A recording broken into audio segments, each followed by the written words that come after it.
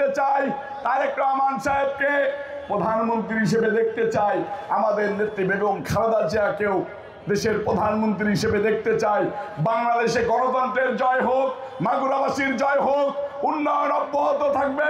ধানের শীষ জিতলে সেই আশা আকাঙ্ক্ষা নিয়ে আমি আমার বক্তব্য শেষ করতেছি। বাংলাদেশ জিন্দাবাদ, বাংলাদেশ জাতীয়তাবাদী দল বিএনপি জিন্দাবাদ, মাগুরা ২ আসন জিন্দাবাদ, শহীদ রাষ্ট্রপতি জিয়াউর রহমান সাহেব অমর হোক। আমার নেতা, আমাদের নেতা, গণতন্ত্রের নেতা, বাংলাদেশের 18 কোটি মাটি মানুষের নেতা, বাংলাদেশের 18 কোটি মানুষের আশা আকাঙ্ক্ষার মূর্ত প্রতীক বিএনপির ভারপ্রাপ্ত চেয়ারম্যান জনাব তারেক রহমান সাহেব জিন্দাবাদ, জনাব তারেক রহমান সাহেব জিন্দাবাদ। আসসালামু আলাইকুম। কৃষকের উন্নয়ন সম্বন্ধে, শ্রমিকের উন্নয়ন সম্বন্ধে পাড়া প্রতিবেশীরা ঐক্যবদ্ধ হইতে হবে। 31 দফাকে বাস্তবায়ন করতে হবে। ধানের শীষে ভোট দিতে হবে। আপনি যদি জিতে যান তাহলে ধানের শীষ জিতবে, আপনি যদি হেরে যান তাহলে ধানের শীষ হারবে। এইখানে হারতে রাজি কে কে? কে কে হারতে চাই? কে কে জিততে চায় এবং ধানের শীষকে জিতাতে চায়? এই যে ঐক্যবদ্ধ হার, এখানে কেউ হারতে রাজি না, সবাই জিততে রাজি।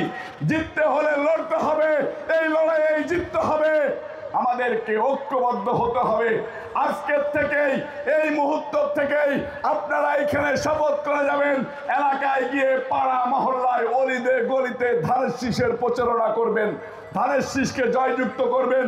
ধানের শীষ জয়যুক্ত হলে কাজী কামালের জয়যুক্ত হবে, ধানের শীষের জয়যুক্ত হলেই আপনাদের সন্তান রবিউল ইসলাম নয়নের জয় হবে। ধানের শীষের জয় হলেই আপনারা যারা তারেক রহমান, খালেদা জিয়া, শহীদ জিয়ার আদর্শ নিয়ে রাজনীতি করেন, আপনাদের নেতা সংসদের প্রধানমন্ত্রী হবে। আপনি সমাজে গিয়ে মাথা উঁচু করে দাঁড়াইতে পারবেন। আর যদি আপনি ফেল করেন তাহলে ওই মাগুরার কারাগারে 17 বছর যাবৎ যেভাবে কাটিয়েছেন ঠিক একইভাবে কাটাইতে হবে।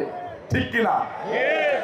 সম্মানিত ভাইরা আমার, এই যে 1 থেকে 9 নাম্বার ওয়ার্ড পর্যন্ত আজকের আলোচনায় কিভাবে কাজ করবেন, কিভাবে ভোটারদের কাছে কাছে যাবেন, কিভাবে জনসম্পৃক্ততা নিয়ে সমাজকে, দেশকে, এই গঙ্গারামপুরবাসীকে নিয়ে ধানের শীষের বাক্স ভরে দেবেন, সেই জিনিসগুলো শুনতে চাচ্ছি। এই যে বাচ্চু ভাই যেটা বলেছে, উনি ওনার আবেগ থেকে বক্তব্য দিয়েছে। আমাদেরকে এখন যুদ্ধের ময়দানে আমাদের আবেগের কোনো স্থান নেই, আছে? আমাদেরকে এখন কাজের সময়, কাজের সময় যদি মানুষ এসে গল্প করে সেই কাজ কি হয়?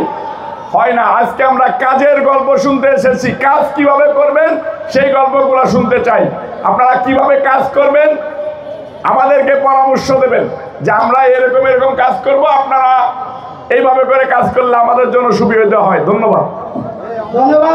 5 নম্বর